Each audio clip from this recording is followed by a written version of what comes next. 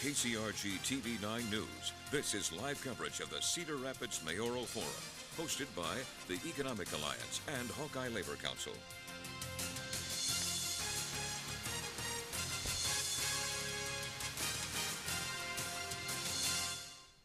Welcome to the Cedar Rapids Mayoral Forum, live on KCRG 9.2.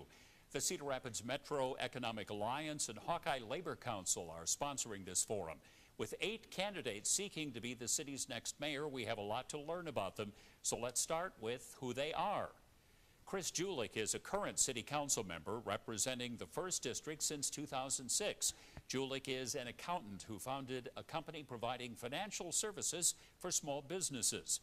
Brad Hart is a business lawyer in Cedar Rapids and is active with several community groups. He served as the board chair for the Cedar Rapids Area Chamber of Commerce, the Young Parents Network, Horizons, and the United Way.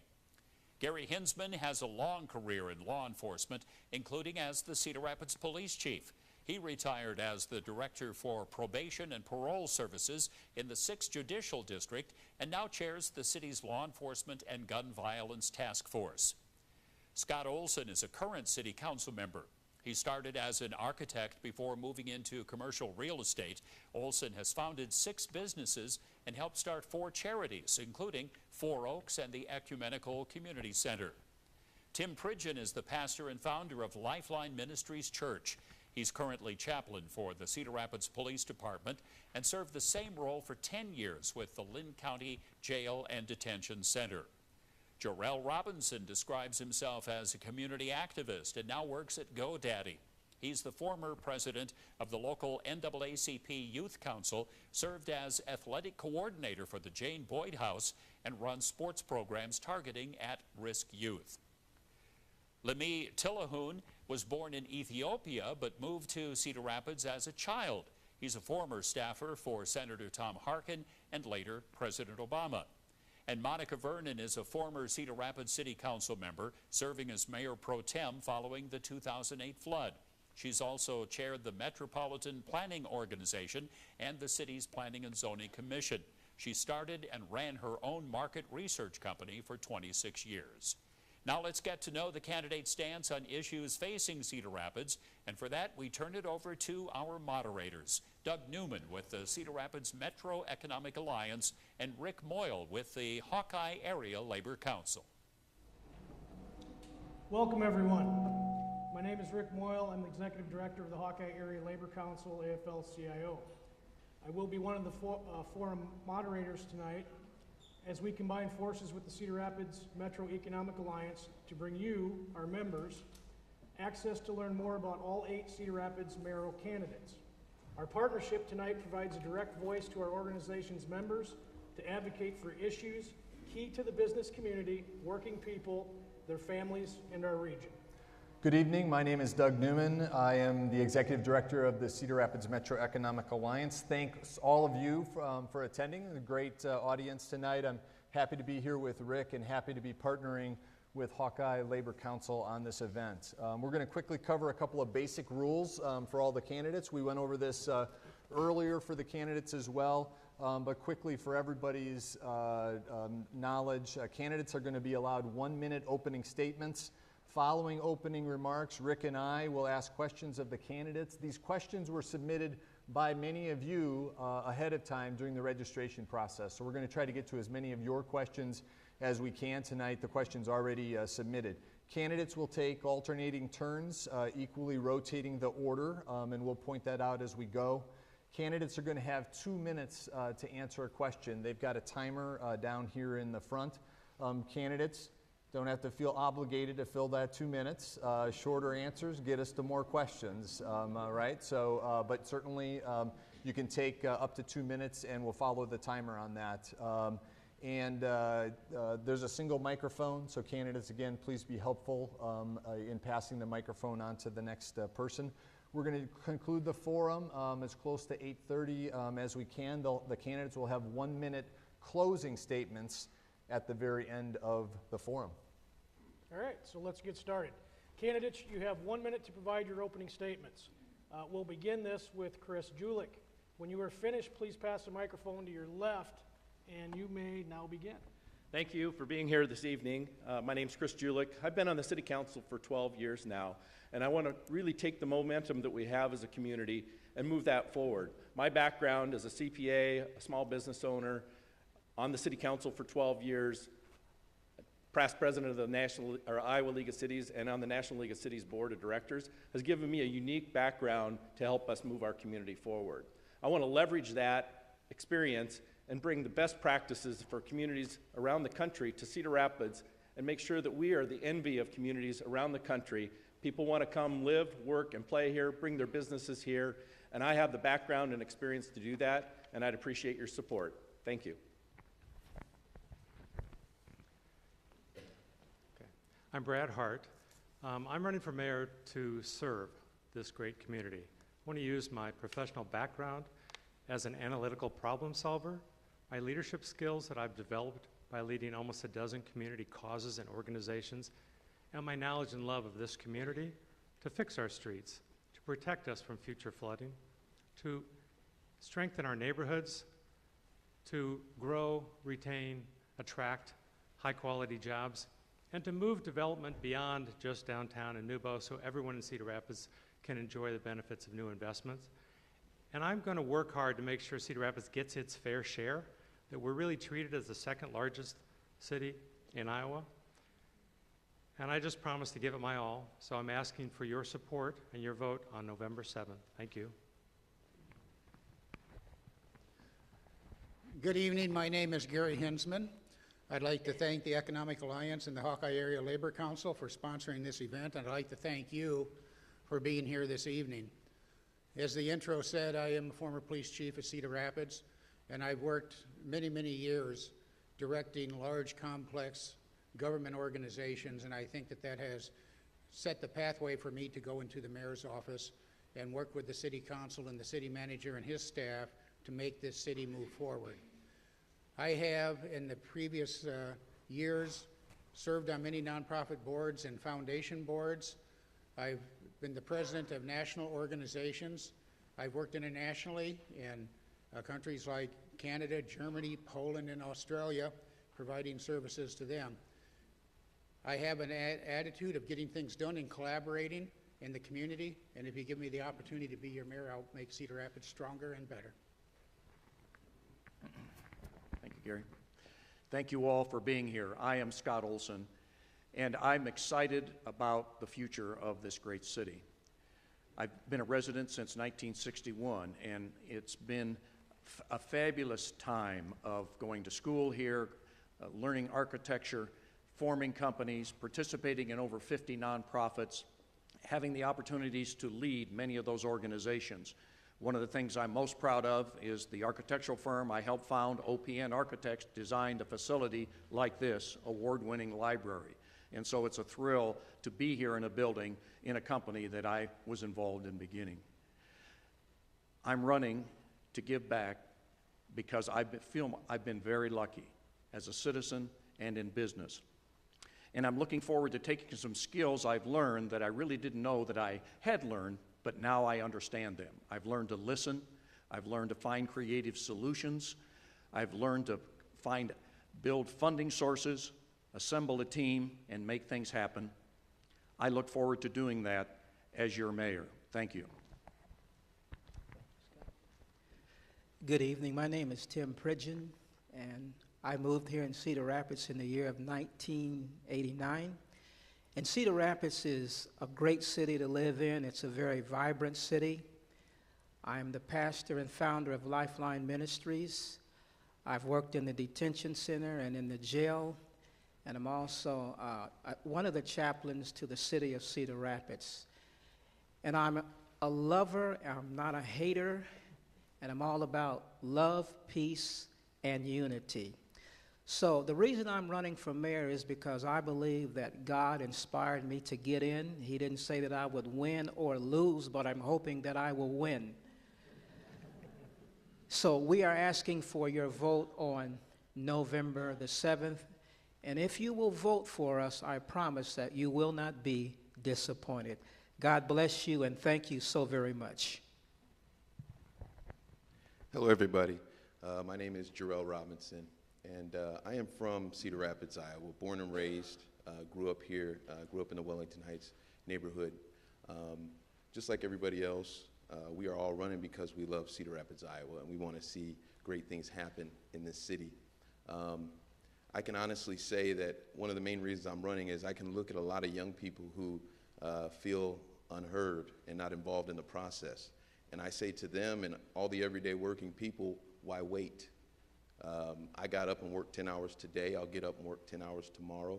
I'm an everyday working person. I get up, put my pant leg on one leg at a time, and try to provide for my family, like many of you in this room.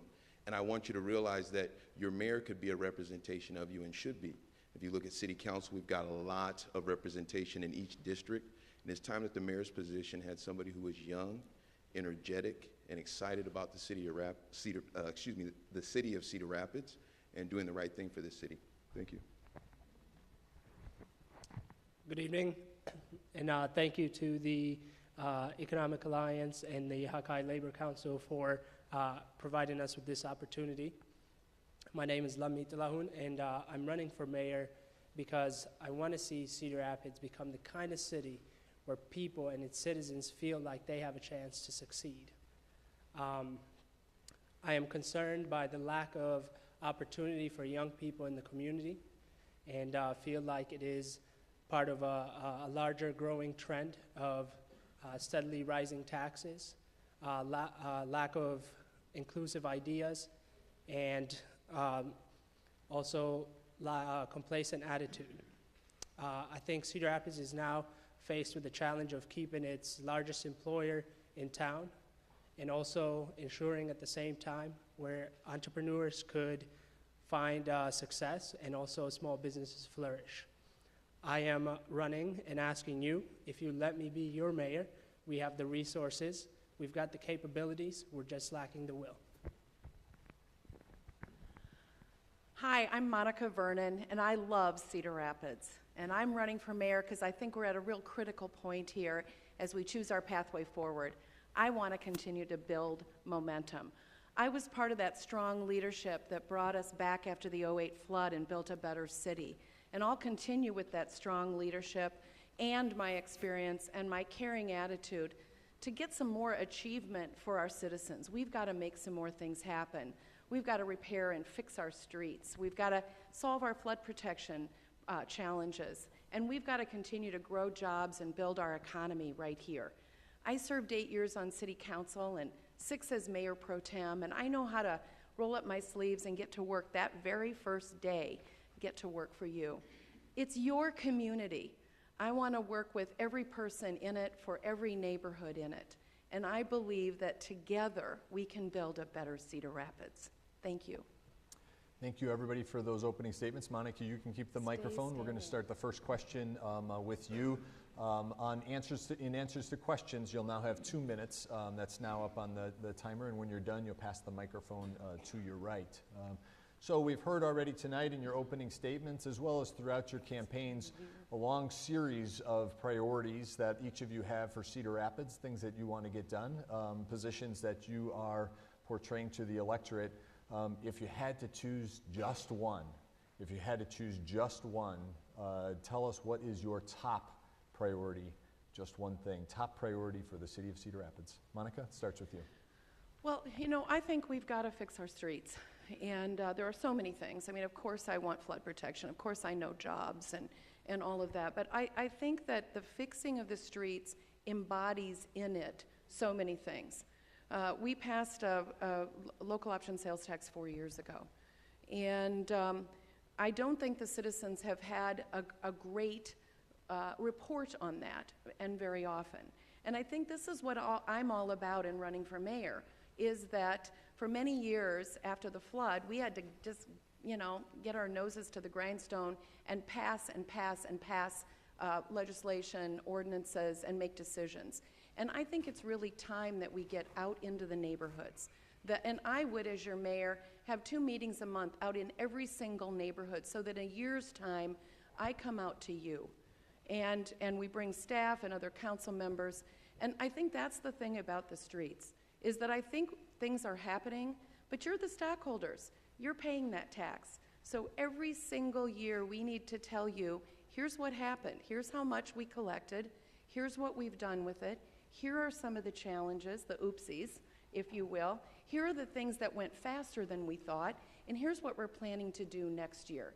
And I think that if we take that attitude with everything that we do, if we go out more often to the people, and I think we're just at that kind of a new day that needs to dawn. I think that you can only for so long be at city council behind the desk. That's not the kind of mayor I would be. I'm the kind of person that wants to be out in every single neighborhood, find out what's on your mind, and create the solutions to do that. So the thing that I see right now that I know we can make a difference on is the streets. I think our citizens are really good with getting the straight story. Let's hear it from you, what you think the challenges are, and then let's make sure we get back to you with the data, the facts, and how we want to move forward. Thank you. I cannot emphasize enough the lack of involvement and representation for young people in this town. I think it is important to look at a lot of the factors and identify the issues. One of the big problems that we're facing is our best and brightest, our most talented, are leaving in droves in the city to go elsewhere to search for opportunities where it provides them. So one of the motivating factors for me as a young person to get involved is to be a trailblazer for my peers, to set out the challenge for people like me to take responsibility and get be invested in the interests and the issues around them. It's not that our generation or young people don't care about the issues that are going around them. It's the lack of opportunity. And we have got to do what we can to increase our youth involvement, whether it be having to go to them and engage them, and start young if we have to. I kind of would second what Lemi's saying here. Investment in youth has to be the #1 thing that Cedar Rapids really starts to look at. Being innovative, if you want to get big businesses to come to Cedar Rapids, small businesses, people in general. People want to know that their kids will be excited about where they're at, will feel safe, will know that they're going to go to a good school. I've gone out to the schools here, had direct contact, and the relationship between the schools and the city is lacking. And one of the things that we could do, you know, we spend big money on golf courses, ice arenas. We should be talking with the city about, with the school as a city, about what we can do to meet funding where federal funds don't, and what kind of innovative programs can we bring to the youth of Cedar Rapids. We have a huge populace of youth in this area and the surrounding areas, and we should be taking advantage of that. We have a very low unemployment rate, which doesn't lend itself to that. And so by bringing more young people to Cedar Rapids, that's how you can expand the tax base. You give people more options to put into the city of Cedar Rapids, and we find more things to invest in. We don't keep putting up cameras to charge people and do things like that to find other ways to nickel and dime residents. We find ways to, as Cedar Rapidians, to invest in things that are benefiting all of us as a community. And those are things that we should be focusing on and working on. Well, once again, Cedar Rapids is a very vibrant city. We have a great police department. We have great firemen. The educational system here is extremely well. But I really love Cedar Rapids. But one thing that I would like to do, and one of the reasons why I think that I'm in this race, is to bring more awareness of diversity in City Hall. I think when we look at City Hall, it should represent the total city, because each of us pay taxes. I also believe that when you get, voices from every community, you're able to understand what people are thinking. You're able to understand their goals in life. So that's one thing that I would like to do, and that's one of the last things. My platform is love, peace, and unity, and I think, if I become mayor, it would help our city in the area of diversity. So thank you for this opportunity, and we're happy to be here. One of the things that I've observed on the City Council for the last 6 years is that we've done a much better job of laying the groundwork for the future. We've updated all of our master plans on stormwater, sewer, flood protection, streets, other issues. We have laid the groundwork for the next 2 decades because of the lack of planning and haphazard work that was done before. But what's interesting to me is that that's not the subjects I'm hearing when I go out and speak to people in the neighborhoods or at other forums. The top item that I brings to mind is affordable housing. And that's an issue that we have been facing as we replaced housing for the flood. It is still difficult to find affordable housing. As a founder and 44-year member of Four Oaks, we have learned and founded Affordable Housing Network. And we have developed a system of expect success. But what we have found out that a child or the families are not successful unless they have affordable housing. And so my efforts would be to reactivate the Affordable Housing Commission, which I chaired for 9 out of the 10 years it was in place when it was formed by Mayor Canny. Create a staff position in housing that their whole task is helping create, through federal grants, other programs, local developers, affordable housing. It's putting some money, putting $500,000 a year into a fund as incentives. And it's creating a mindset throughout the community that everybody deserves decent housing, and the only way to do that is to work together and make the city the leader in that effort. Thank you. Thank you.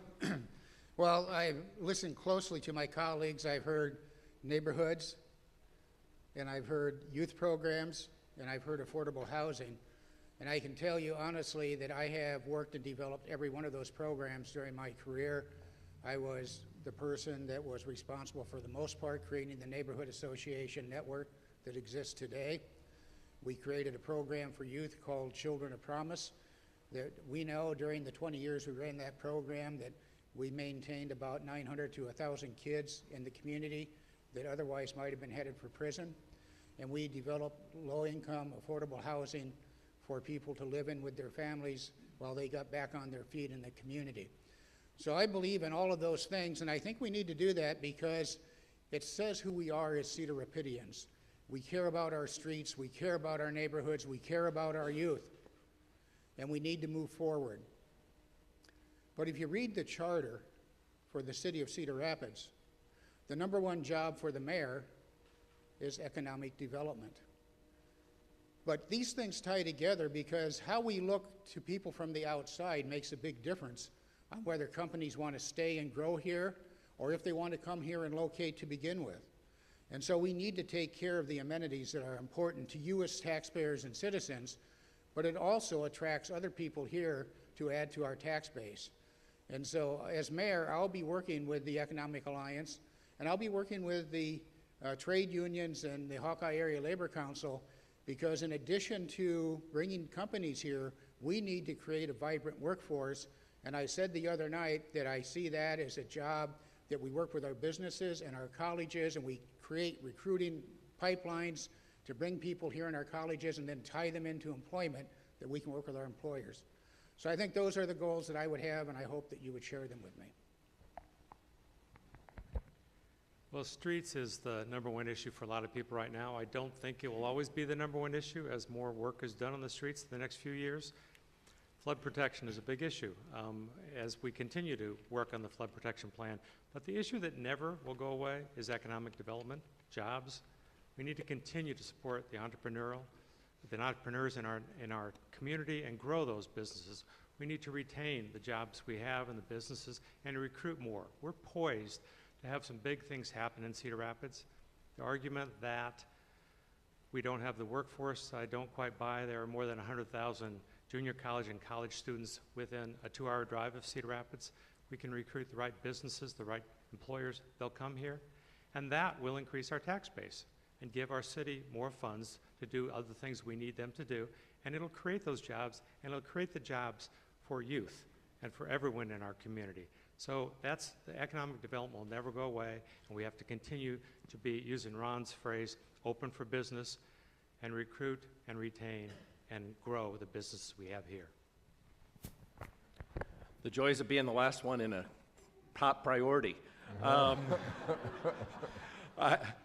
agree with a number of statements here, but the bottom line is you have to have resources to pay for all the priorities that you have in your community, and those resources come from a growing economy. You have to be able to build your economy by recruiting businesses here, helping the businesses that are already here grow, and helping those new startup businesses, which is what I did in my career when I started my business 15 years ago. Those are the kinds of things that you do in order to generate more tax revenues, more economic development for the community. The job of the mayor, I think, is to go out and actively be the ambassador to recruit those kind of businesses here, to recruit people from all around the country to say, Cedar Rapids is a place I want to come live, work, and play. Because those are the things that are going to be important to those people. We need to make sure we have good streets. Certainly that's a high priority for us. But without the resources coming from the economy, we don't have those resources. And I'm well aware of the challenges we have from a financial standpoint on the city council. And my financial background, I have a great understanding of the challenges we have when it comes to generating revenues to pay for things. But we need to make sure we're growing our economy in order to be able to grow that group of dollars that we have in order to put those amenities in. Now, we can't take our eye off the ball on operational efficiencies and making sure that the job gets done inside the city.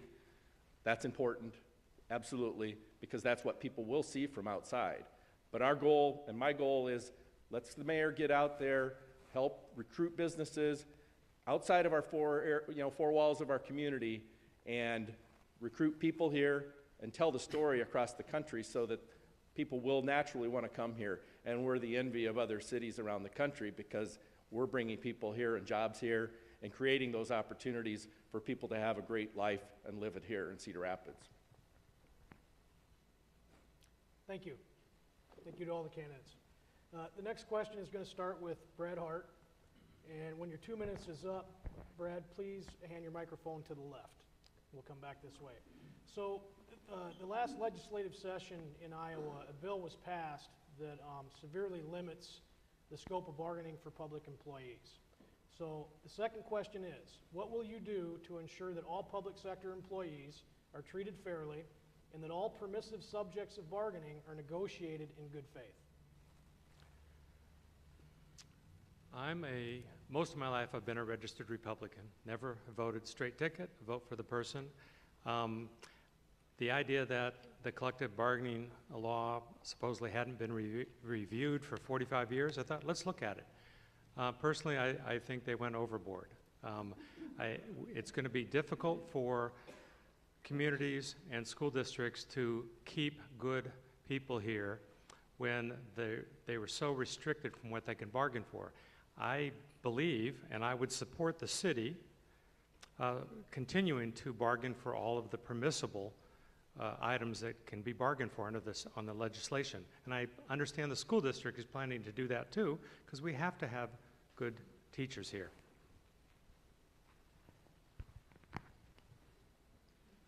That's a very good question. First of all, let me just say that I do support collective bargaining organizations. Kind of interesting that I've spent 35 years or so as the head of agencies, quasi-military agencies like the police department and the Department of Correctional Services. But I always felt that our collective bargaining units had a fair play in what we were doing. And in fact, they added structure to the business that we had, and we had assurances of how people were going to behave and what they were going to do. And particularly bargaining for their benefits, salary and benefits is a very important function for people that are in public service, because we want the very best people in there. Along with that are their pension systems that we have to protect. We have police and firefighters who we met with last night, and I'm sure you have many people that are concerned about their pension systems. We take these jobs and we don't take them lightly.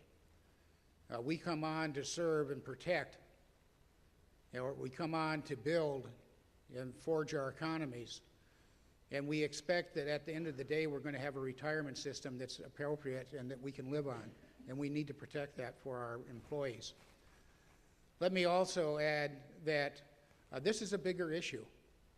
It's not just collective bargaining. If you look at the last session, there was also minimum wage. There was also the fact that We changed voting laws. We're concerned about whether or not the people of Cedar Rapids who voted for a casino can have one. And think about the lost revenue and the additional expense to the taxpayers that other major cities in the state do not have, because they have casinos that are bringing in tax revenues and funding private organizations, nonprofit organizations. So we need to be thinking about these issues holistically, and I'm willing to lead a coalition to go to Des Moines in the legislature, a coalition of urban cities, of unions, of teachers' unions, and fight for our rights under home rule and local control. For those of us that have lived in a city like Cedar Rapids for many years, we've come to appreciate the importance of the unions in all phases of what we do. This city would not be where it's at without that, and without the city employees and all of those that protect us. And so I was appalled at what happened at the state legislature. And as we have talked as a city council, it is our goal that we will continue to negotiate in great faith with the unions, as far as I'm concerned, with all the same terms, even the ones that are lawful and the ones that are unlawful. We're going to work together because we know the importance, and I know the city council does, of how the unions impact our city. And so we need to understand that sometimes things happen in Washington, D.C. that we have no control over. They happened at the state legislature last year that we thought control but didn't have. And so we need to work to continue to bargain in good faith, because this is such an important part of our community, and then at the same time work with our area legislators to try and get these rules changed to bring things back to reality so that we can continue to grow our economy and have an impact. You know, sometimes you wonder that you pit different groups against other groups, and what's happened is we're a nonpartisan city council. And my goal is that in my 6 years, we have never brought the partisan thing to the table. And I hope that in this election, and as we go on through, that we don't bring that chaos that we've seen here at the federal level and the state level to the city council level. Because we get things done here, and we don't need that distraction. And I will work hard as mayor to make sure we work together as a team and accomplish things and not get into partisan fighting. Thank you. Thank you. I am in favor of unions and people working. And you know, the Bible and the Scripture teaches us that if a man doesn't work, neither should he eat. And so I'm in favor of people working, and I believe that if a man works, he should be paid accordingly.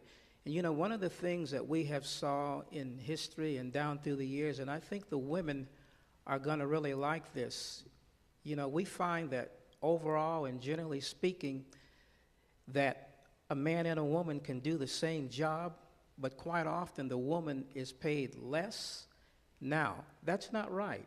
I think if a woman works, and if she works hard, and if she has a good attitude, she should be paid according as a man. I have a wife, 3 daughters, and they're all hardworking ladies, and I believe that if they work, if they show up on time and possess a good attitude and do that which is pleasing and right, they should be paid just as a man is paid. So I believe in fairness, and I'm a man that believes in equality, and I believe that the things that we are talking about, one of the problems that we have and the issues and all of the chaos is that once again, we need a change of heart. We need to sit down. We need to talk. We need to reason with one another and, you know, strive to get along.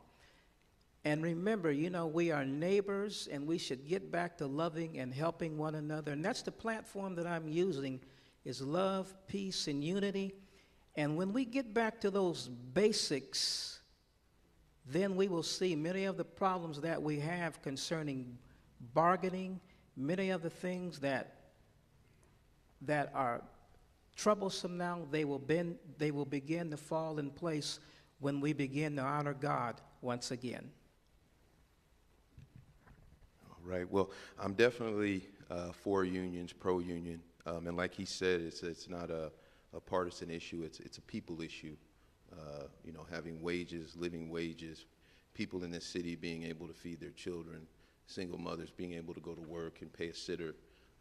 I come from a household like that, and it was due to my mother being a nurse where she was actually able to provide for us. But 6 kids, single mother, she made just enough for us to be poor and for us to not get any assistance and to not be able to do anything, but we barely made it through. And that's what we're seeing a lot with a lot of families, and unions are important to making sure that people have living wages and things are fair with the employer. I'm 100% behind that, support them 100% any way possible. Just to add to what everyone has stated already, the irresponsibility on behalf of our elected officials really speaks volumes. And this is why representation and getting younger and having fresher perspectives matters. I come from a household where both my parents are in the public sector, and they are worried about this bargaining issue that the state has been discussing, and it really is frustrating when you feel like you've come 3 steps forward and then you go backwards. It's counterproductive, and I think it is time that we say enough is enough and really stop suffering at the irresponsibility of some of our elected officials. And also, we can no longer continue to bear the cost, and it cannot come at our expense because somebody wants to stay in within their partisan lines. It's important that hardworking people, families, are not only rewarded, but also be given signs of hope, because we have to be able to take that stand and really set clear and established guidelines. Well, I'm absolutely in favor of collective bargaining, and I think all the permissible, and I think city councils everywhere and leaders everywhere need to take that step to make sure that these issues are brought up, as we're looking at pay and as we're working with labor unions that work within our entities and within our community. I think you look at Cedar Rapids, and so much of the time in our past, it was workers, because of collective bargaining, who were able to bargain for better wages, for their pensions, for health care, for all kinds of things that really added to the quality of life that we see here. So, I absolutely agree with these guys. And it really creates this working together to make things happen in a community, when one doesn't say you can't do something, but people together can bargain to get a better life for themselves. I think that's the basis of working together every day here. So, I also think about how important it is. I don't ever say we don't have anything to do with that. The state, the feds, we don't have any control, because I think we always have control, and not from a partisan standpoint, but speaking up. As the mayor, we have to represent all of the people. And when we think that something bad is happening in Des Moines, we got to speak up early and often. And I think we've got to band together with large urban mayors and smaller community mayors. All of us together, talk about collective, need to go to Des Moines and let our feelings be heard. When something's going to be bad for people in our community, we need to be aware of that, and we need to speak up politely and persistently, but speak up. Candidates, thank you for the answers on those. Actually, Scott, we're going to start down with... You got me left. Sorry. The city of Cedar Rapids, we're in the service business. And so customer service is incredibly important. One of the things you need to make sure you have is satisfied employees. Their job satisfaction is a critical component to us being able to deliver good services. We've had really, really good improvement in employee morale over the course of the last 10 years. It has been incredible, the change since we have it. We measure it through employee satisfaction surveys every year, and it's gone up incredibly over the past 10 years. That's really important. having good job satisfaction of our employees. And I don't know about you, but anytime I've ever had a job interview and they offered me the job, I wanted to know what the compensation was. But compensation is just one piece of the puzzle. I needed to know what were the benefits that were going to be provided to me, because that was a critical component to my decision that I was going to make whether I was going to take the job or not. It makes absolutely no sense to me that you separate benefits from wages in your negotiations. That makes no sense, and I think most people would agree that doesn't make a lot of sense, because how can you separate those? It's not possible.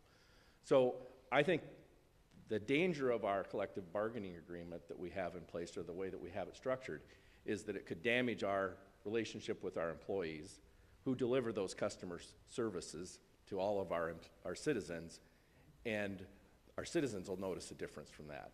That's a concern of mine that we really need to make sure we address. And I think we've had good relations with our bargaining units over the course of the 12 years that I've been on the city council. And I think that's the reason why, is because we've been able to work with them and come up with a good solution that provides for them, and it's a fair solution for our citizens as well. I had 3 jobs tonight. Well, one was to keep us on time, one was to read at least a 4th grade level, and the third was to get the right starting question in this rotation. And I was so focused on making sure that Lemi had the microphone that I cut you off, Kris. Sorry about that. So this comes down to this end now, Gary. Lemi is going to start the next question. Again, 2 minutes, and now passing the microphone to your right. Mayor Corbett has publicly urged the next mayor to extend the 1-cent local option sales tax in Cedar Rapids. He's suggesting that for at least part of flood protection, a way to help pay for flood protection.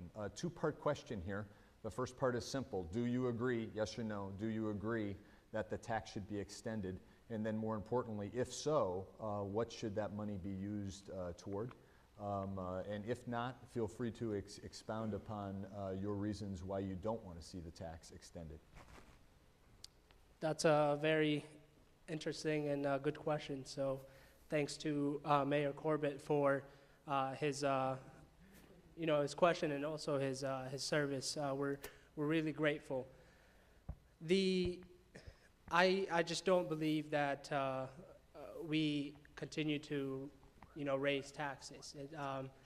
These steadily increasing taxes in the city have really brought a lot of burden, and it's time that we take away that pressure and adding to the more work, and all this coming at the expenses of hardworking families. I believe that Cedar Rapids is, and us as a whole, we are all here because we love this city, and we got to make sure we find other alternative ways to be able to fund these projects that we want to take on. And also, if we have to sit down from day one as mayor and city council members to be able to go through and prioritize and weed out inefficiencies that are really stunting the growth of the city. As far as the existing taxes, extending those, I don't see being in favor of that. However, seeking alternative solutions would be a big priority of mine. And the expansion, what was the second part of the question? Yes or no on extension of the sales tax, and then if yes, what would you use that money for? And if not, feel free to expound on why not. If we do get the extension on that, obviously the priority is to go ahead and fix the streets that are broken. And I lived on O Avenue, and that street has been promised to get to, but it has not. And it is just a bigger burden than it needs to be. And I think it's time that if we do have that opportunity, really prioritize fixing the streets. I would say that as of now, unless we find some kind of serious alternative, I am in favor of keeping it, because the infrastructure of Cedar Rapids is so important to this growing population. And if we really want to grow, and if that's something we're serious about, we face new conditions as people across this world. You see all these things popping up, hurricanes and so forth. The city needs to be ready for whatever comes our way. especially with the flood area. It's important. Now, we can build as much as we want in the downtown area and try to increase the property value down there. And it really makes no difference if the same thing happens as it happened in '08. And being a victim of the flood in '08, a person who had to completely rebuild and rebuild himself, that's not something I look forward to. And if you look at the economic impact it had, $2.5 billion in physical damage, 2.5 in economy damage, coming up with the funds to put up a wall so that doesn't happen again just seems kind of simple to me. So I think as a city we should really look at that. We should really get serious as a city, and I'm begging everybody, we got to wake up. There is a huge population in Cedar Rapids that is just not involved, and everybody has an opinion. This is the time. It is time for us to stand up and say what we want to see in the city. And if we've already voted for a sales tax, that makes sense. Let's keep it going. Let's make sure that it's going to things that we care about. But let's be realistic about what we face, where we are, what's happening on our map. It is realistic. It's coming. We need to do something. Well, I'm in favor of the 1% sales tax. I think, the 1% is somewhat reasonable. I think that if we went to 2 or 3%, that would be an extreme hardship. But I think 1% is reasonable. It's an act of mercy. And, we have to continue to find ways of how that we can build the wall. I happen to be an individual. In 2008, I lost both my parish and my home on the northwest side. And, had not there been something from the city to help me along, my ministry would have been more chaotic. But because this precious, vibrant city of Cedar Rapids had something to give, and the people with love in their heart and mercy and kindness, they came to my rescue. So yes, I am in favor of the 1% sales tax. I think it is reasonable. I think it's something that most of us can deal with. So yes, I am in favor, and Cedar Rapids is a great place to live, and I believe that we should be willing to make some type of sacrifice to continue our great success here in the city of Cedar Rapids. It's a great city, and I love being here. As we all know, and in the emails I get from residents in my district, their street is always the worst one in the city. And it's really interesting to know we are decades behind in our street maintenance, and it's going to take more than 10 years to get that work done. So I'm definitely in favor of working toward another extension of that tax. It generates $18 million a year. We are into year 4. We've done 120-some projects so far in the Paving for Progress. In the 10 years prior to that, we spent $50 million. So far in the first 4 years of Paving for Progress, we're going to be at $59 million. That 10 years of $50 million, we're paying interest on because we sold bonds. We pay cash for our streets with the sales tax. 60% of that tax will be spent in the residential areas, 40% in the arterial streets, and we're going to see more residential work at the later end of the project as it's currently laid out. And so we are making a difference in our streets, but we need to continue that effort because it is a major thing that impacts the future of the city. The other nice thing is 30% of that sales tax comes from people living outside of Cedar Rapids that drive our streets. So they are paying for a part of our street repair. And so it's a very fair way to accomplish a goal with no interest. And we are starting to make that difference because I'm also getting complaints about all the barricades and the streets that are blocked. So I know the work is getting accomplished. The other thing we're doing is spending every dime. I saw the head of Paving for Progress yesterday, or actually today at the employee service thing. We got $18 million last year. We got bids that some came in higher, some came in lower. We spent every dime. At the last fiscal year, out of $18 million, we had $72 left. $72 left. So we're spending every dime as it comes in, and it is starting to make a difference. Thank you. Well, I'm not anxious to tax the citizens of Cedar Rapids more. And I would only do that after a careful review and an assurance to by my mind and the city staff and the rest of the council that we couldn't do it any other way. But I'm a person who, some of you know, I'm not the person that always says okay when bureaucrats in Des Moines or Washington tell me no. I continue to go on, and I continue to look for resources, and I think there's some people up here who share my opinion, I think that there are other places to go to besides the Corps of Engineers. I think there are other departments within the federal government that might be able to help fund flood protection for Cedar Rapids, and I think we need to explore those options and push harder than we have before. And I know that Mayor Corbett has done a good job working to secure funding, but I think we need to look in other places and turn over some other stones. The other thing that I think is important, even if we got the funding next year, it's going to be an 8 or 10-year project to put that flood wall in, and we need to think about protecting our citizens in Cedar Rapids in the interim.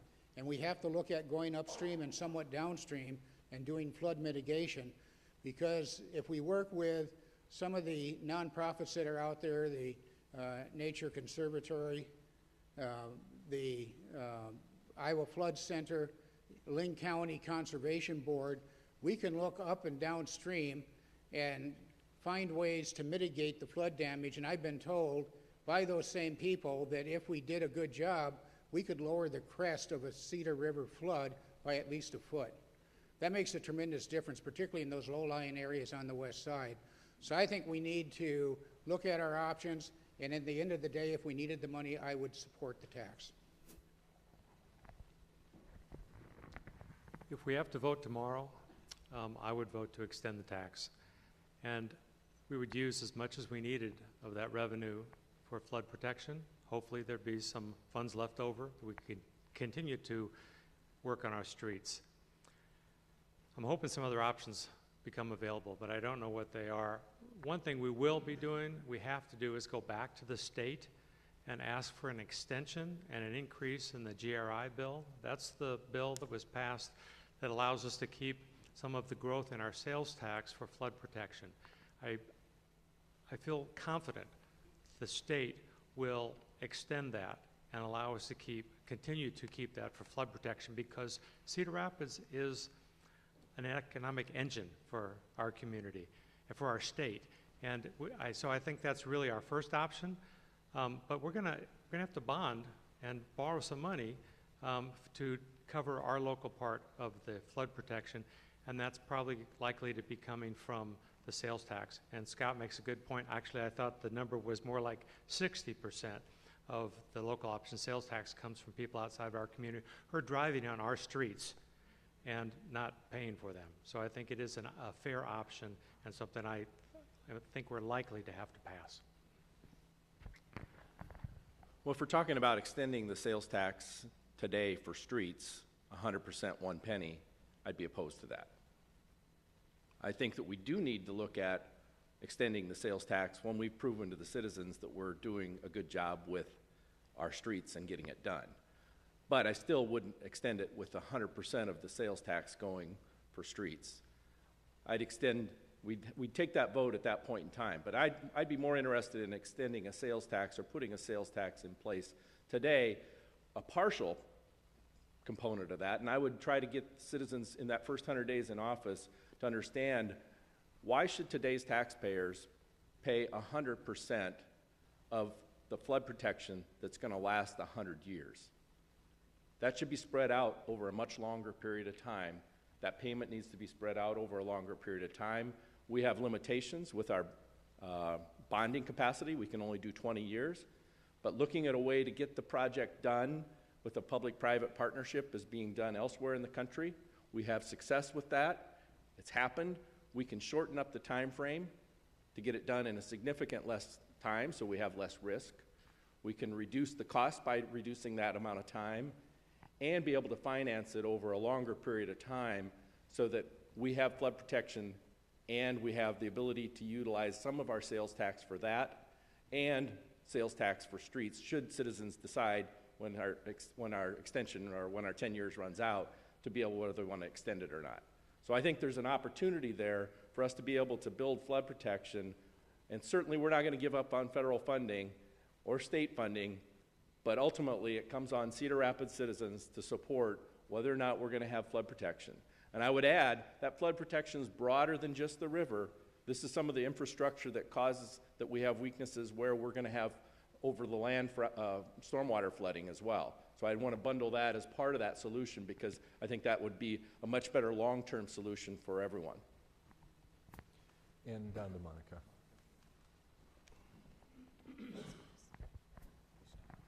Well, to grow our city and continue to grow jobs, we've got to have great infrastructure. And two of the things we keep talking about here are we really need to have really great repaired streets for all of us, even on O Avenue, everywhere, everywhere. And we need flood protection for both sides of the river. But I think it would be wrong, and I can't say right now something that's 6 years in advance, that's 2023, to say, oh yes, I want to re-up it. Because I think it's so important that we not get ahead of our citizens. So I want the facts. I want us together to look at the facts. How far have we come? One of us here gave a lot of data that I don't think we all have. It's important that all of you and all of us have that data. What have we done? About what can we get finished? About what is the size of this thing to get to the point where all we're doing each year is just maintaining. That's what I want to get to, where we don't have these major repairs. So what is the size of that? Who uses our roads every day? I think we grow by 50 to 100,000 people here in Cedar Rapids every single day. I understand we have 1,000 semis that come in and bring in grain. That's great. That's a good part of our economy, but it's also wear and tear on our streets. So I think we need to know the facts. Who uses? Where do we get the money? Because some of the money comes from the local option sales tax, some comes from our budget, some comes from the state. We get all kinds of dollars. Where do they come from? And how are we using them? And what does our staff, and we have a great public works staff, where do they think it needs to, what's it going to take to get it done? I want to know all that. And then I want all of us to make that decision together. So, you know, the other thing is we do have to have flood protection. But I will not stop until we talk to every department at the federal level and until we really, they made a promise to us and they need to keep it. And I'm going to keep working in other places, especially at the federal level, to get that flood protection, the dollars they promised us. Thank you. Okay, thank you. This next one's going to start with Gary Hinzman, so if you can take the microphone down to Gary. So we're going to go Channel 9 staff and my staff, don't panic here. We're going to go off script just a little because you guys have been very efficient, so we're going to squeeze one extra question in. Rick and I are going rogue here, but we had a couple ready. So, and we will have to try to be tight. You certainly have your 2 minutes, but if you can tighten your answers just a little bit, we'll keep this right on time. Gary, starting with you, what steps would you take to make Cedar Rapids attractive to a more diverse blue-collar and white-collar labor force? Well, I alluded somewhat to that earlier, as a matter of fact, and I do want to say that I believe it's important that we attract a stronger labor force into the Cedar Rapids community. We have some excellent institutions and we have some excellent programs. The labor unions and Kirkwood Community College are working together to develop apprenticeship programs, because not everybody wants to get a PhD or even a BA. Some people want to get a good trades background and work in the trades all their lives. But I think, as I indicated earlier, that it's important for us to establish recruiting options from other metropolitan areas in the Midwest, preferably from communities that look like Cedar Rapids, so when people get here they don't have shock of a different lifestyle. So I think we need to work with our community college, our colleges and universities that are in Cedar Rapids, our trade unions, and we need to recruit people to come here to get their education or their trade, and we need to keep them here. So it's important that we develop a coalition between the trade unions, the colleges, and the business community, so that when we bring people here to get a college education or an apprenticeship, that there is also a job opening available.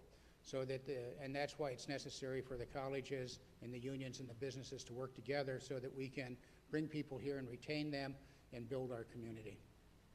Going left to Scott. Okay. It's a question that comes up a lot as we talk about economic development and recruiting workers. We ask ourselves, why are we here? Why do we live in Cedar Rapids, or why do we work in Cedar Rapids? And it's important to note that it's a lot of different things. It may be the bike trails, it may be the parks, it may be the condition of the streets, it may be how the recreational programs, the cultural opportunities, our beautiful library. It may be a variety of things that attract. And I think what we need to focus on is that we need to understand that it's going to take a lot of things. Retail opportunities. It's going to be activities. It's going to be different things that people of all ages can participate in, no matter what you're doing, so that we find a niche. And that's one of the things that's great about this community. We have a lot of niches that people can get involved in, be passionate about, and then turn around and say, I love living in Cedar Rapids because I was able to do X, or I was able to do Y here. And so it's a multi-pronged attack, and so it's important that we have affordable housing. It's important that we have good streets. It's important that we're protected in case there's another flood. All of that adds to the quality of life. And so we need to not avoid any areas. We need to look at all areas and not just concentrate on those big things that we see all the time. We need to look at the little things that sometimes make the difference of why a person picks Cedar Rapids to be their home, or where they work, or where they play. And so I think we can do that because compared to many cities in the country, we're ranked #1 as the best city in America to raise a child. And that ranking has happened for 3 years. That's a city I love being a part of. You know, upon moving here in the year of 1989 with my beautiful wife and daughters, I have found out this great and vibrant city of Cedar Rapids. You know, it isn't heaven, but it's awful nice. And I can tell you this, Cedar Rapids, it almost sells itself. Wouldn't you agree with that? We have a great police department, we have a great fire department, and as it has been said, we have a great school system. The people here get along, people mix, low crime rate. So, you know, it's a very good place to live in. And can I share something with you? I'm not going anywhere too soon, especially if I become mayor. So, again, I believe that Cedar Rapids, it's a lovely place. And I'll tell you something else, that people here get along, and you know, whether you know it or not, I know it as a divine thing. The Spirit of God is here in Cedar Rapids. God is here in this great city, and this is where I plan on being for a long time. Thank you. Well, I'm from Cedar Rapids, as I've mentioned to you guys, so having somebody in this position who really knows the city, who's from this area, who grew up playing in sports programs here, who went to school here, many friends and family here, this is the kind of life that gets people to want to stay in Cedar Rapids like myself, 30 years old. There's other opportunities out there, but I do not plan on being anywhere else. Cedar Rapids is where I want to be, and this is what I want to promote. Life is hard, as all of you know, and we all go through it every day. It beats us up over and over and over again, and it doesn't matter where you're at. Iowa City, Cedar Rapids, Des Moines. The important thing is creating an environment that when you get off of work, you and your family have something to do, somewhere to go, somewhere to be, something to see. And Cedar Rapids can develop that culture. Cedar Rapids definitely has enough of a fund to where we can be having acts and people coming to our city and gracing us with their presence as we get excited when we hear about Boys to Men coming to Cedar Rapids. And I work at GoDaddy. And working at GoDaddy, I mean, a simple recruiting point at GoDaddy is to say, hey, I'll see you at the Christmas party this year. Okay, so that's something small, but it's big. It's really big. And if we started to look at that as a city, as a way to develop, getting our kids into the parks, being more active. I promoted Jane Boy basketball, baseball. Now I'm working with the NFL Junior League and the NBA Junior League, which is coming up here, and that's to get kids involved. If we start to be more active as a community with each other, it develops a culture of people wanting to be a part of it. And being number two, we can start to move in that direction as well. But we want to stay there, we want to be innovative, we want to be exciting, and we want to be a place where people want to come to Cedar Rapids.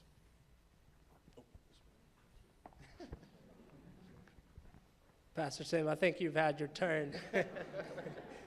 These are my 2 minutes. Certainly agree with a number of statements that have been made, but again, this goes back to creating opportunities. One of the reasons, speaking to my peers throughout my time here in Cedar Rapids, I've enjoyed a lot of recreational, like Jorel, and taking advantage of the beautiful library within walking distance and really enjoying it here. Cedar Rapids is a hidden gem, but also our secret to success is also what's harming us, because I think we have gotten into this complacent, happy place that we have forgotten to really look out and think outside the box and bring in fresh perspective. And this is why it's important to have a representation that's reflective of what we are really trying to bring to the city. If it is young people, and if it is the tech companies, if it is a technologically advanced industries that we are trying to attract, they look for a workforce that is readily available to take on and also globally compete in the time of the day. The harsh reality is it's not saying that Cedar Rapids needs to push out all of its older people. It's not. It's the fact of the matter at the end of the day is we need young people to be able to pick up where we lack in gaps, to be able to compete. We're not only competing with our neighbors in neighboring cities, but we're also competing globally. The reason for that is because, somewhere around half of the world's population is young people. And as we pass information around, as we get more technologically involved, and also as our world gets smaller, we have to compete with those people too, and we have to keep that in mind. Well, I think we got to get a little louder and prouder about all these great things that we've achieved as Cedar Rapids. And if it's just the mayor saying it, it's not leadership and no one's following. So I think we've got to include lots of other people and listen to their ideas and be open to what's the next thing we can create here.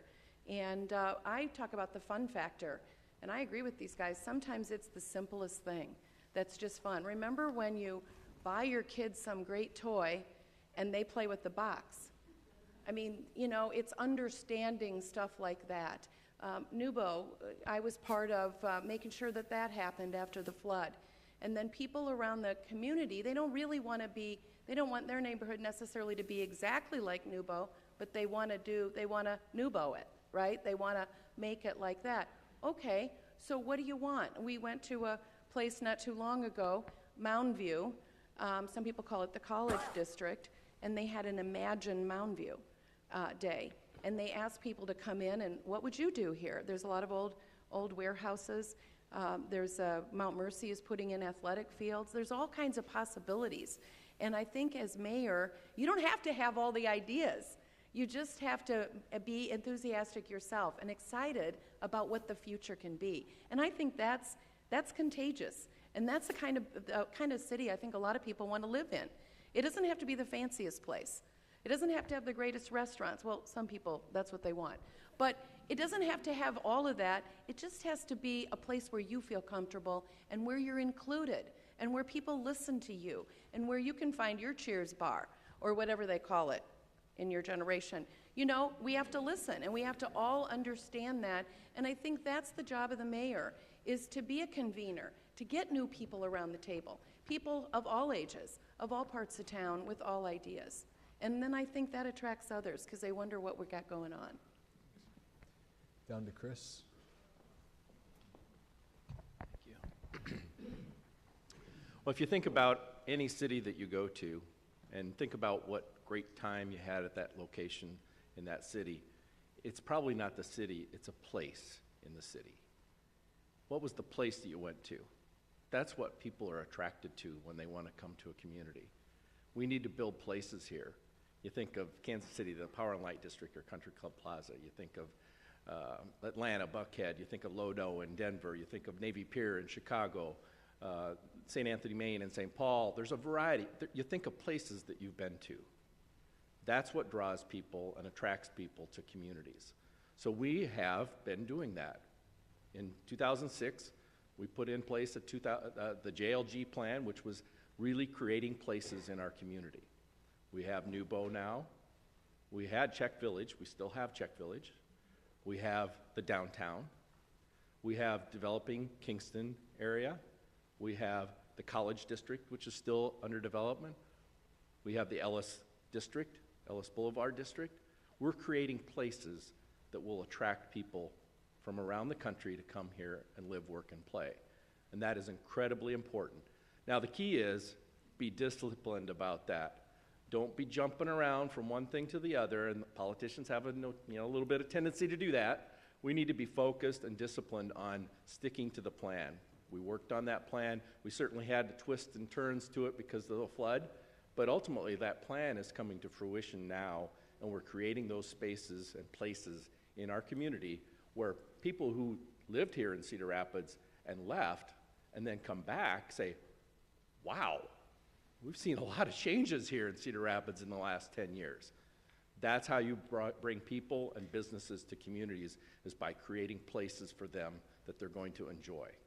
We need to continue to do that. We have come a long way in providing terrific opportunities, amenities, and things people want to do. Jade and I have a 25-year-old son. He was home last summer from Denver, and I drove him, picked him up at the airport, drove him all around town. We stopped and had a beer. And he said, why wasn't Cedar Rapids this cool when I was 18? Which is high praise from a 25-year-old boy. So we have done a lot. But Cedar Rapids has to be a more welcoming and engaged community.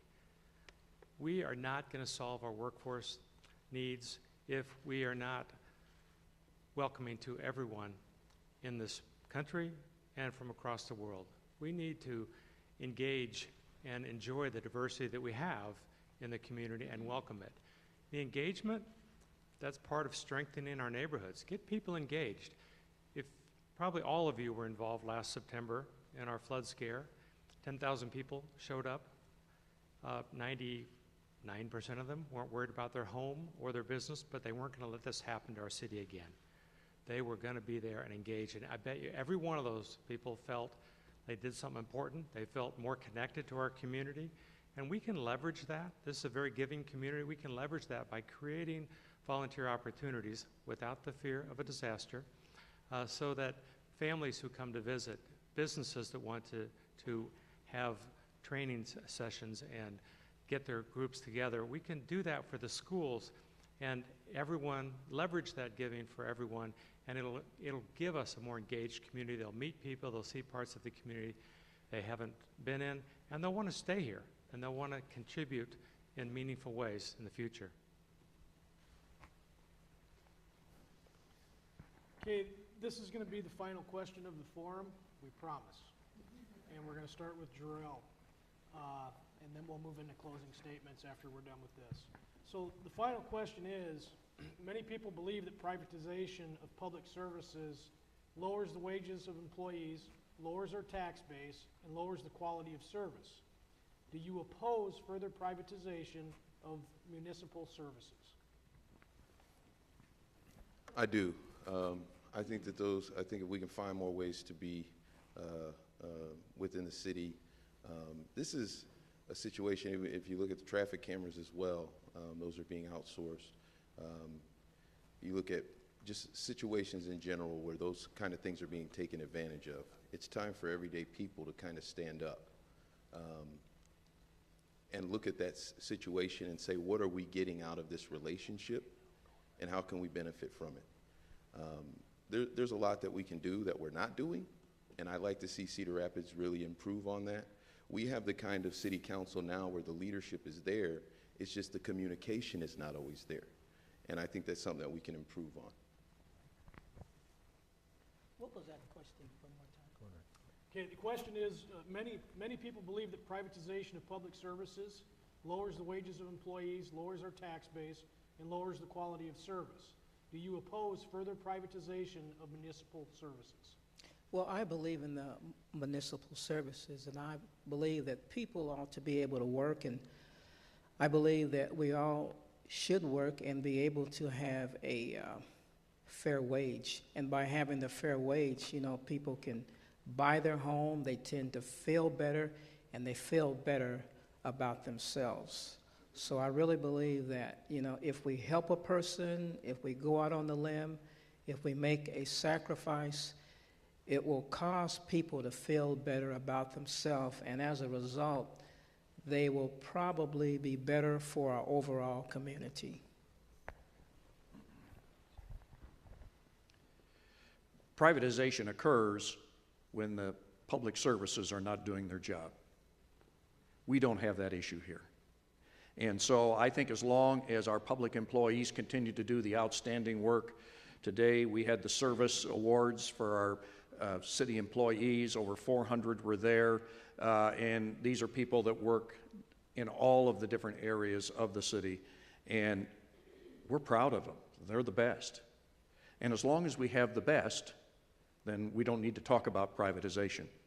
Now, we have a discussion going on the golf courses now, because we have a problem with our golf courses. But it is not an employee problem, it's a management problem. And so what we're looking at doing is trying to fix that management issue. Now, what surprisingly has happened in the last several months since we had the discussion on closing of Jones Park, we've started to reorganize the staffing to make it more efficient. And so we've started looking, even though there still may be a discussion on privatization, because that's been requested by the council, I think that we're probably going to make enough changes where it is not something that we need to consider. So as long as we have the best, which we do not need to privatize. Thank you. I do not support privatization. In every case that I have observed it, and I have seen it happen across the country, not only do you lower the wages and the benefits for the staff that are there, which when you lower their income, then their standard of living goes with it, and their buying power, which fuels the economy of the community, also takes a downturn. So I think there's a lot of cause and effect to that. The other thing about privatization is that once you put the services in the hands of a private company, the profit margin becomes the king for them. And the services that may have had a different quality and a higher quality while it was being provided by the government entity actually will diminish with privatization. And I haven't noticed a case anywhere in the country, and I've seen a lot of attempts to do privatization. I haven't seen any cases where they have been beneficial to the economy or to the employees that work in those situations. I think it's difficult to imagine privatization of the city's services is going to work in hardly any case. I really couldn't rule out if it was clearly a big cost savings and we didn't have to lay off a bunch of city employees at the same time, then I would look at that. But it's very difficult to imagine that that would really be the case.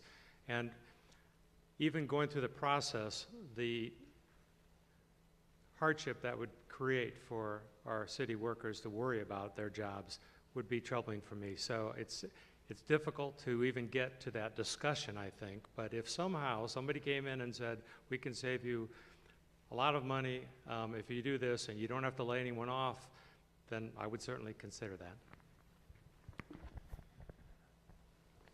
Privatization is something that we have to be very cautious about. But the fact of the matter is, we're already using some privatized services in the city of Cedar Rapids. So you have to evaluate where is the appropriate spot. We want to make sure that our city services, our city employees are being competitive with providing the highest quality of services and getting quality pay for those services that they're delivering. I talked about employee morale. That's one way to kill employee morale, is start talking about privatization.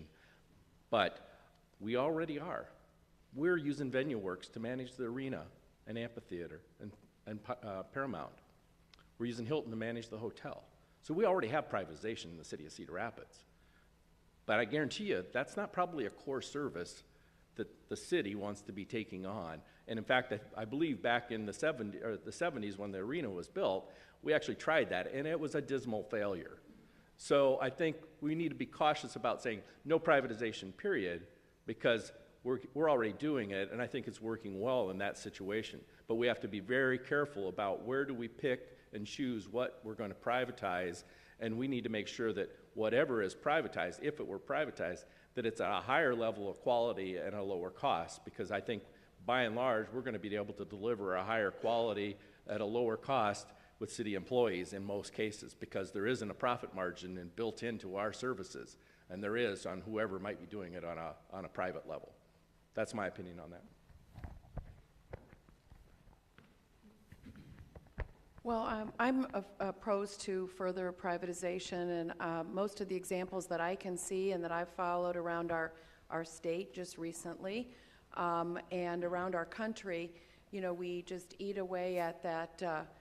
We turn it over to a private company, and then the profit motive kicks in, and then pretty soon those employees have lower wages, they have lower benefits, and in the end, I call it Jell-O in a bag. Somebody pays.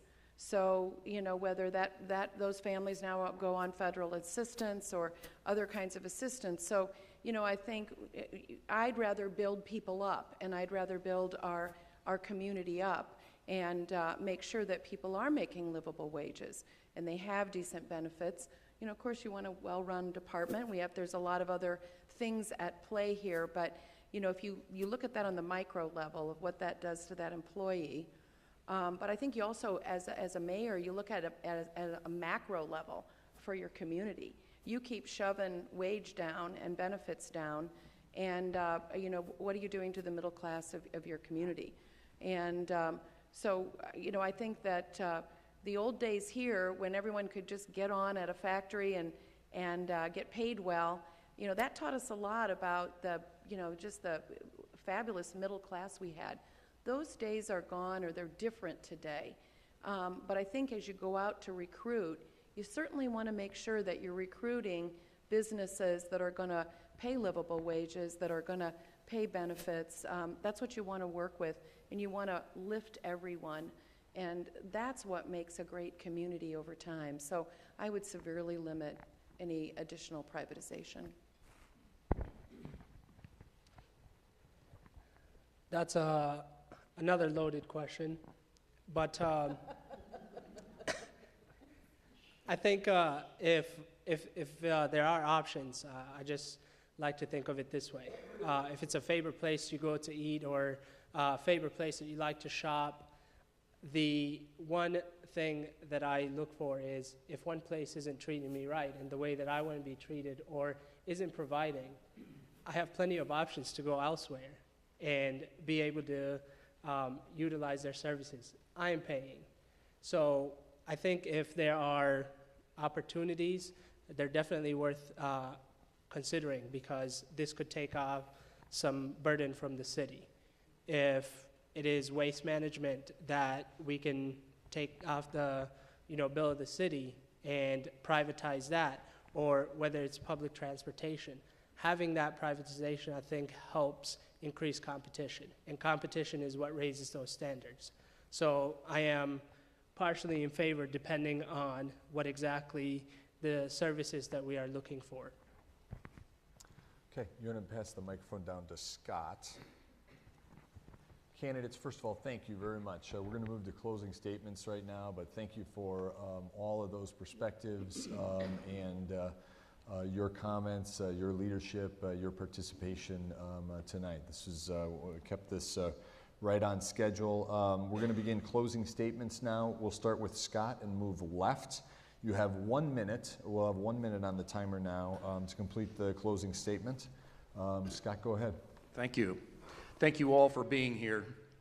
I want to reassure you, I stand ready to serve as your mayor. I've developed proven leadership skills. I have the service component.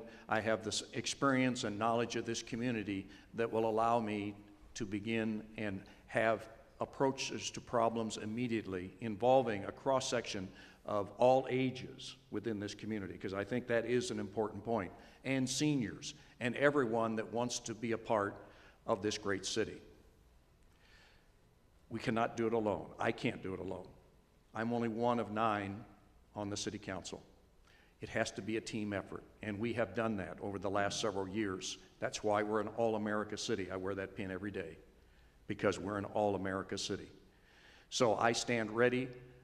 I would be honored to be your mayor. I'm ready to serve. I'm ready to give back to this great community. I plan to retire to dedicate my life for the next 4 years to this city. I respect and would be very honored to have your vote on November 7th. God bless you so very much. It has really been indeed a pleasure to be here tonight, and you people are just so wonderful, and I'm really happy to be a resident of Cedar Rapids and a local pastor. You know, God is good, and we just appreciate being here tonight. And one of the main reasons why you should vote for Tim Pridegon is because when you look at my track record, you will find that I am a very honest man. I'm a very clean man. I'm a very honorable man. And I could even say that I'm a sanctified man and a God-fearing man. And I'm a man that respects all type of people, and I get along with people. So once again, it's a pleasure to be here tonight, and I believe that if you voted on me, I would bring something different to City Council. I would bring diversity, and I would bring about a platform where everybody would have a voice. And I would appreciate your voice, your vote on November the 7th. God bless you. I am ready to stand and be your mayor. I decided to run because a number of people just being involved in the community come to me and they say, Jorel, why aren't you running for office? Why aren't you involved in the community? And I hope that somebody young like myself is watching or in the crowd and they decide to stand up and they decide to run. We need to start being involved, and I'm calling on everyday people, young people as well, to wake up and be involved in the process. A great man once said, if you don't like what's happening in your community, get a clipboard. And that's what I did. I started going door to door, and I got the signatures, and I stand here before you today, and I stand for you, and I hope you'll stand with me. Cedar Rapids can be very innovative. We can take this city to another level. I'm young, energetic, I've got the ideas, and I'm willing to work with the city council, and move Cedar Rapids in the right direction. November 7th, I hope to get your vote. I do that every time. Sorry. So, first of all, thank you all for being here, and thank you for caring to make this city greater and make it better day by day. The one reason why I say you should vote for me on November 7th and support this is embracing change and creating opportunity. I think it's time for Cedar Rapids to go through a cultural change. It is, change is hard for everybody, but my family was able to do it, and they were even able to take on more to make sure that they can change lots of other people's lives. And that takes an effort, and that takes, change isn't easy, but if we embrace it, we can create the opportunity, and it'll be better. There's a lot of potential for Cedar Rapids, and I think I'm just the right face of the franchise to do it, so thank you. Well, thanks for having all of us here tonight. You got to respect everybody who gets out and runs for office, and I certainly have had a lot of fun with these 7 guys, and the fun isn't over. You know, I'm a spark plug, I'm a catalyst, I'm a person that likes to include others. I get excited about new ideas. I think that's what a mayor does. A mayor is a convener. A mayor is someone who goes out into the neighborhoods and listens and tries to glean, you know, what really is happening here. You don't have to have all the answers, because in our form of government, we have a great staff with a wonderful city manager, but the mayor is a leader. And the first group you got to lead is you got to work with your city council and make sure that, you know, they're doing things that they're interested in, whether it's chairing committees or what they're doing. So I would plan to spend full time on this, a full-time mayor at a part-time price. That's what I'm offering. And I'd love to go to work for all of you. Thank you.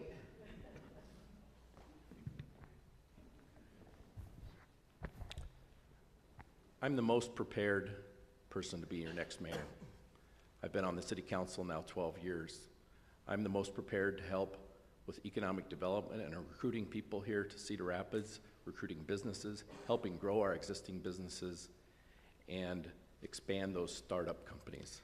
I'm the most prepared because I have the experience and knowledge of our city finances and being able to utilize those resources as best we possibly can so that we can make a better city and keep our taxes low. I'm the most prepared because I have solutions to creating a good quality of life. I'm the most prepared because I've worked with neighboring communities and people around the country to help us figure out ways that we can implement best municipal practices. I'm the most prepared because I've developed relationships with our neighboring communities, the mayors and city councils there, so that we can look to collaborate with them and try to figure out a way that we can improve our corridor as a region, and all of us benefit from that. I'm the most prepared because I have a record, 12 years of being on the city council. People know my objective way of looking at things, and I really would hope that you would support me because you've seen me in action. Thank you. I firmly believe that my professional background, my leadership skills, and my service to the community make me uniquely qualified to help lead Cedar Rapids in the years to come. I hope you have looked at our campaign website, hart4cr.com, or you will. On the website, there is a list of some of my professional and volunteer qualifications and recognition. We have that list on there just to show that when I take something on, I give it my all. I'm usually successful, and my efforts are often recognized by my peers. And I'll give that same effort even more as your mayor. I'm excited about this because I know our future is very bright when we all work together. Well, thank you all for being here tonight and showing your interest in the city government. When Ron Corbett made his announcement that he was not going to run for mayor again for a third term, he said this: "It's time for a new mayor with a new face and new ideas." That represents me. And with that, you also get somebody who has decades of experience running large, complex government organizations, directing the activities of many staff that are serving your community in numerous ways. But I also want to say that if you will elect me the next mayor of Cedar Rapids, I can deliver programs that are innovative and creative and will move this nation forward from Cedar Rapids. And I say that simply because of the number of programs that we have already developed in Cedar Rapids that have been national and state models, and we can continue to do that. And some of the people here are very proud of how Cedar Rapids has fared and the fact that it has won national awards already. And I can deliver those same programs and make you proud of how Cedar Rapids can grow in the future.